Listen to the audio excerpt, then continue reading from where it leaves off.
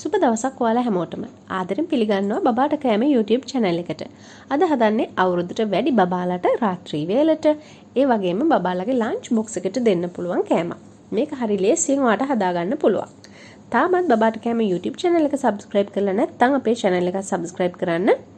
ඒ වගේම bell icon එකත් click කරලා අලුත් videos දාපු ගමන්ම දැනගන්න. මම අරන් තියෙනවා පාන් පිටි කප් එකක්. ඔයාලට මේකට ආට පිටි උනත් පාවිච්චි කරන්න පුළුවන්. මම දැන් වතුර කප් එකකුත් දාලා මේකෙන් බැටර් එකක් හදා ගන්නවා. මම ලුණු චුට්ටකුත් එකතු කර ගන්නවා.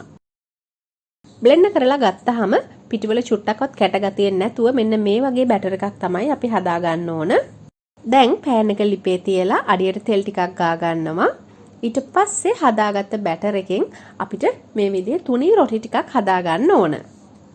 මේ හදාගන්න රොටි එක හොඳටම පිලිස්සෙන්න අවශ්‍ය වෙන්නේ නැහැ. මේ විදිහට වටෙන් ගැලවිගෙන එනකොට මේක පෑන් එකෙන් අයින් කරගන්න.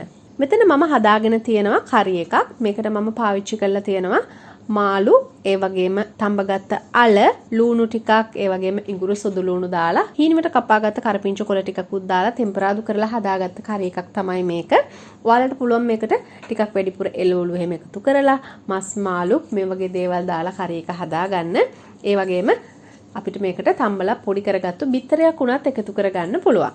මේ විදිහට හදාගත්ත කරි එකෙන් ටිකක් මේ රොටි එකේ මැදට තියලා අපිට තියෙන්නේ අවශ්‍ය හැඩයකට මේක නමා ගන්න. මම නමා ගන්නවා කොටු හැඩයට.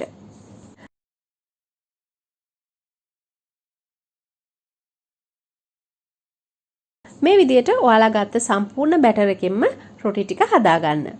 දැන් අපිට තියෙන්නේ මේක හොඳට පුලුස්ස ගන්න.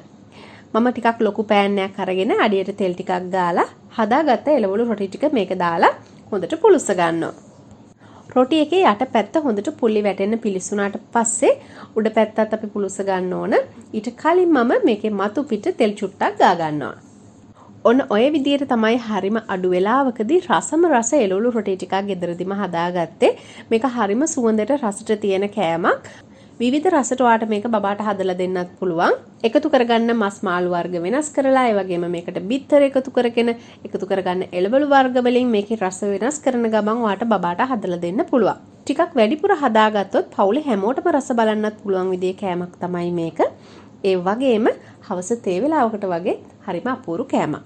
එහෙනම් අලුත් වීඩියෝ එකදී අපි ආයෙත් දවසක හම්බ වෙමු. හැමෝටම සුබ දවසක්.